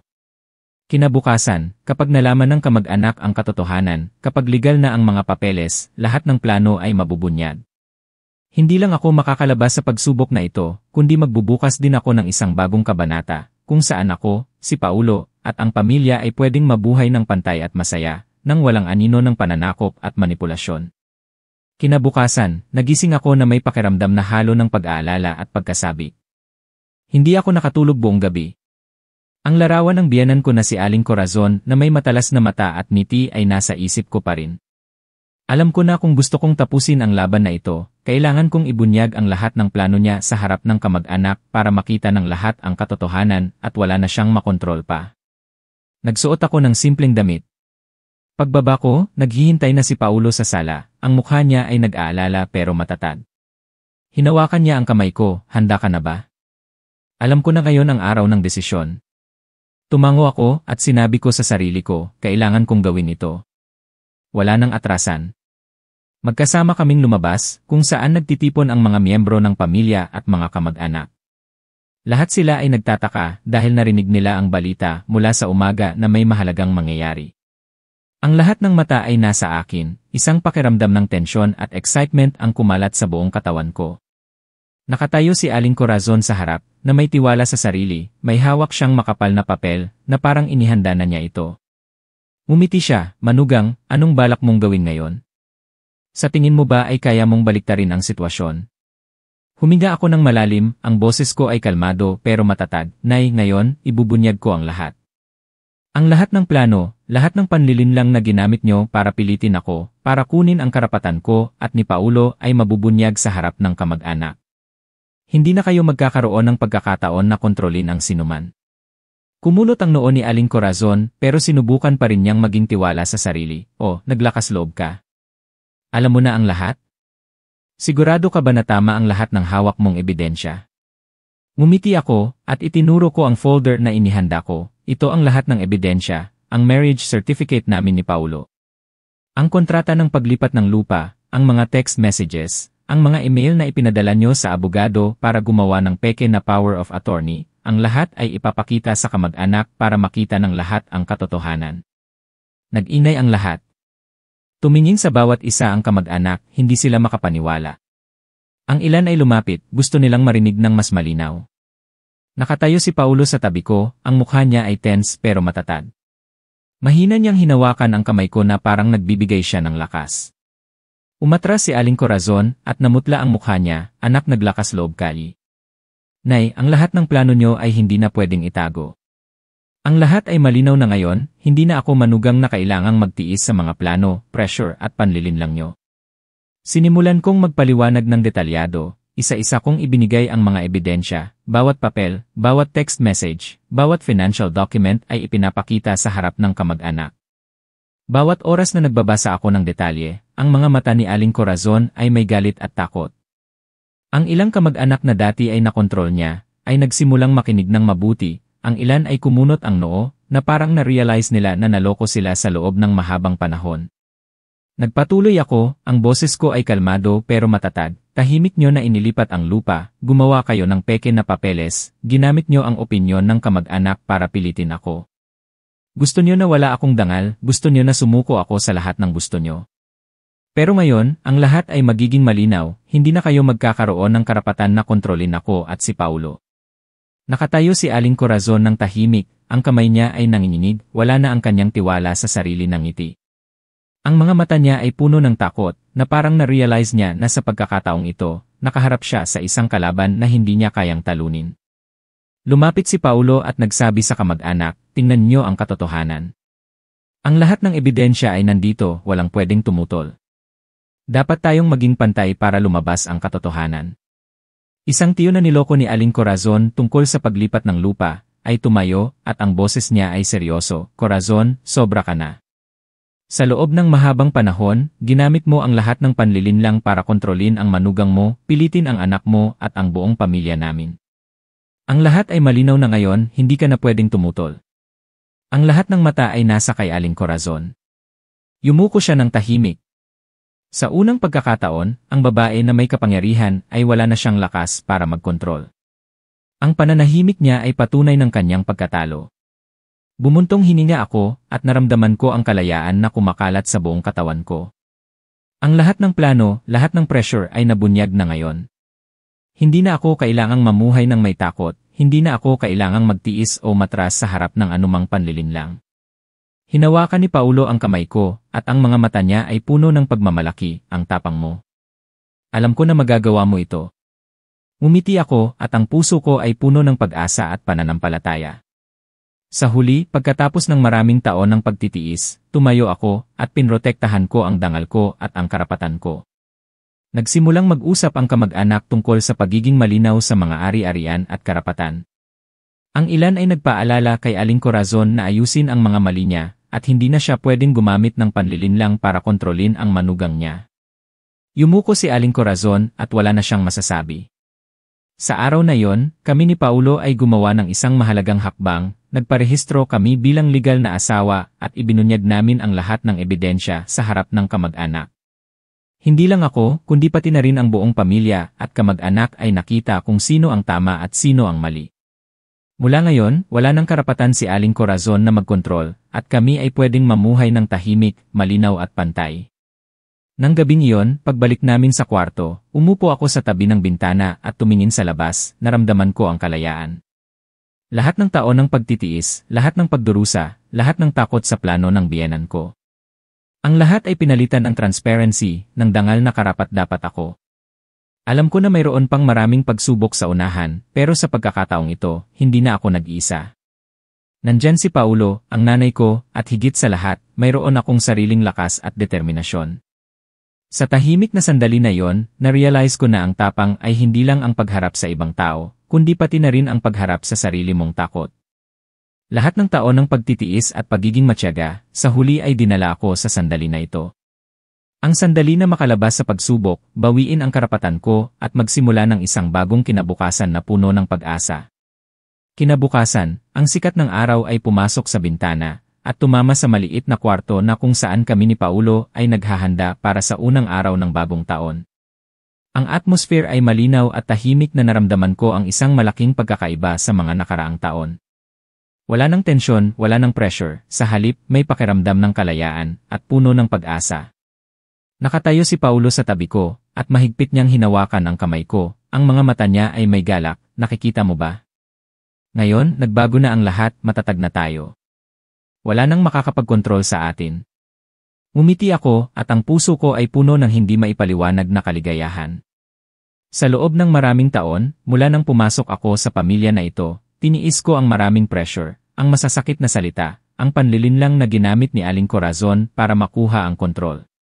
Pero ngayon, ang lahat ay nabunyag na, ang lahat ng plano niya ay nabunyag na sa harap ng kamag-anak.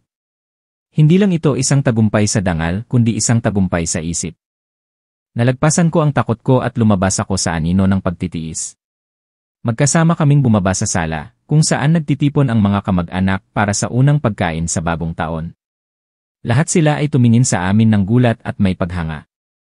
Ang ilan ay lumapit at nagsabi, hindi ako makapaniwala, sa huli, nabunyag na ang katotohanan. Napakatapang ng manugang.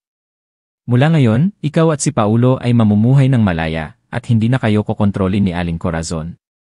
Nakatayo si Aling Corazon sa sulok ng kwarto, ang mukha niya ay nahihiya at walang magawa. Tiningnan ko siya, at wala na ang galit, kundi may determinasyon, nakita niyo na ang lahat. Sana, mula ngayon, hindi na kayo gagamit ng panlilinlang o pressure para kontrolin kami ni Paulo. Pwede tayong magsimula ng isang bagong relasyon, na pantay at may respeto sa isa't isa. Yumuko si Aling Corazon, at wala siyang sinabi, pero naramdaman ko sa mata niya ang pagsisisi at pag-realize sa kanyang pagkakamali.